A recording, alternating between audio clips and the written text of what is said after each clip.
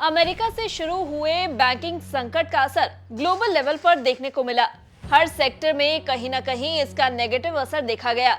वहीं बैंकिंग संकट को लेकर जेपी मॉर्गन चेज के सीईओ जेमी डिमन के साथ ही दिग्गज निवेशक और अरबपति वॉरेन बफे ने भी ये साफ कहा कि आगे भी बैंकिंग क्राइसिस गहराने की संभावना है। लेकिन क्या आपको पता है, इस मुश्किल दौर ने न केवल नुकसान पहुंचाया है बल्कि कईयों को इसका फायदा भी हुआ है। कई सेक्टर्स ने इस विपरीत परिस्थिति के बीच भी मोटा मुनाफा कमाया है। एक कंपनी को तो इतना जबरदस्त मुनाफा हुआ कि उसकी संपत्तियां मार्च 2023 तिमाही के दौरान भारत की जीडीपी के 3 गुने से भी ज्यादा हो गई। चलिए एक एक कर बात करते हैं कौन सी है ये कंपनियां जिसे बैंकिंग क्राइसिस के बीच प्रॉफिट हुआ है। नमस्कार, मैं हूं डॉक्टर तन्वी सिन्हा और आप देख रहे हैं बिजतक। दरअसल बैंकिंग इंडस्ट्री के लिए मुश्किल भरी परिस्थिति के बीच अमेरिका के कुछ दिग्गज बैंकों ने पहली तिमाही में जोरदार नतीजे पेश किए हैं। हाल ही में जारी कई दिग्गज अमेरिकी बैंकों के नतीजे बाजार की उम्मीद से भी बेहतर रहे हैं। बैंकों की तरफ से ये भी कहा गया है कि अब तक अमेरिकन इकोनॉमी तमाम दबावों के बावजूद अच्छी मजबूती दिखा रही है। हालांकि बैंकों की तरफ से इस तरह की चेतावनी भी आई है कि आगे कर्ज और महंगा हो सकता है। पहली तिमाही में बैंकों की आय में ब्याजों की उच्च दरों के कारण बढ़ोतरी देखने को मिली है। कर्ज के उच्च ब्याज दर के कारण बैंक जिस दर पर अपने पास डिपॉजिट रखते हैं उसके मुकाबले अपने द्वारा दिए गए कर्ज पर उन्हें ज्यादा ब्याज वसूलने का मौका मिला है, जिसका फायदा इन बैंकों को मिला। माना यह जा रहा है कि पिछले महीने सिलिकॉन वैली बैंक और सिग्नेचर बैंक जैसे छोटे बैंकों के डूबने से बैंकिंग संकट का खतरा गहराने लगा, लेकिन इस बीच बड़े बैंकों को फायदा हुआ है और ये उनकी पहली तिमाही के नतीजों के जरिए साफ झलका।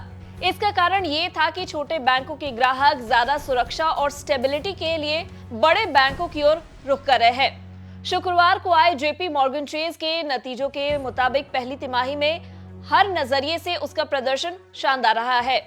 सालाना आधार पर इसका मुनाफा 52% बढ़कर 12.6 अरब डॉलर पर पहुंच गया है। हालांकि इसके कस्टमर डिपॉजिट में तिमाही आधार पर बहुत मामूली बढ़त हुई है। बैंक के नतीजों पर बोलते हुए इसके chief financial officer Jeremy Barnum ने कहा कि मार्च का महीना हमारे लिए मुश्किल भरा रहा, लेकिन अब स्थितियां सुधरती नजर आ रही हैं।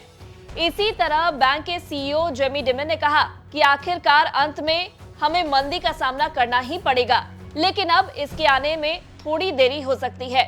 इसके साथ ही अमेरिका के तीसरे बड़े बैंक सिटी ग्रुप के मुनाफे में पहली तिमाही में सालाना आधार पर 7% की बढ़त देखने को मिली है। इस अवधि में बैंक का मुनाफा 4.6 अरब डॉलर पर पहुंच गया है, जबकि आय में सालाना आधार पर 12% की बढ़त देखने को मिली है। यही नहीं, अमेरिका के एक और दिग्गज बैंक वेल्स फार्गो ने भी अपने नतीजे जारी किए हैं। इसकी पहली तिमाही में इसका मुनाफा सालाना आधार पर 32% बढ़कर 5 अरब डॉलर पर रहा है।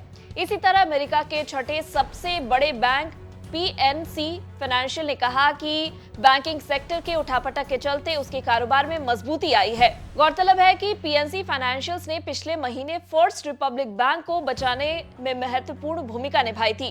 पहली तिमाही में पीएनसी की डिपॉजिट में तिमाही आधार पर हल्की बढ़त हुई है, जबकि सालाना आधार पर इसमें गिरावट आई है। पहली तिमाही में कंपनी की नेट इनकम 9% बढ़कर 1.7 अरब डॉलर पर रही है, जबकि रेवेन्यू 3% गिरकर 5.6 अरब डॉलर पर रही है। अगर बैंकिंग संकट के बीच हो रहे फायदे की बात कर रहे हैं हम, तो इस लिस्ट में ब्लैक रॉक का भी नाम शामिल है।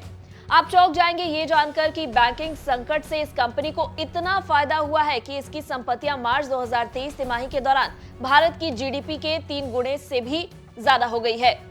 ब्लूमबर्ग की एक रिपोर्ट के अनुसार इस साल की पहली तिमाही के दौरान ब्लैक रॉक इंक की कुल प्रबंधित संपत्ति बढ़कर 9.09 ट्रिलियन डॉलर पर पहुंच गई है। इसकी तुलना भारत की अर्थव्यवस्था के आकार से करें तो यह कई गुना साबित होती है। रिपोर्ट के अनुसार अमेरिका में कई बैंकों के बंद होने से डिपॉजिटर सुरक्षित पनाह खोजने लगे। इसके साथ ही शेयर और बॉन्ड बाजारों में तेजी आई। इससे ब्लैक रॉक को खूब प्रॉफिट हुआ है। ब्लैक रॉक ने हालिया बयान में बताया कि उसके सभी फंड्स में नेट इनफ्लो 110 बिलियन डॉलर हो गया। कंपनी को सबसे ज्यादा 103 बिलियन डॉलर की रकम लंबी अवधि के निवेश उत्पादों में मिली। ऐसे प्रोडक्ट्स में म्यूचुअल फंड और ईटीएफ शामिल है। हालांकि मार्च तिमाही के दौरान कंपनी की प्रबंधित संपत्ति भले ही रिकॉर्ड स्तर पर पहुंच गई हो, लेकिन इस दौरान कंपनी के मुनाफे में कमी आई है। तिमाही के दौरान कंपनी का शुद्ध मुनाफा 19% कम होकर 1.1 बिलियन डॉलर पर आ गया। इस तरह ब्लैक रॉक का राजस्व सालाना आधार पर मार्च तिमाही में 10% कम होकर 4.2 बिलियन डॉलर रह गया है। बता दें, ब्लैक रॉक इंक न्यूयॉर्क मुख्यालय वाली एक निवेश प्रबंधन कंपनी है। अगर आपको हमारे इस वीडियो में दी गई ये इंटरेस्टिंग जानकारी पसंद आई हो तो इसे लाइक और शेयर जरूर करें। साथ ही बिजनेस जगत की खबरों से अपडेटेड रहने के लिए बने रहे हमारे साथ और देखते रहे बिज़ तक।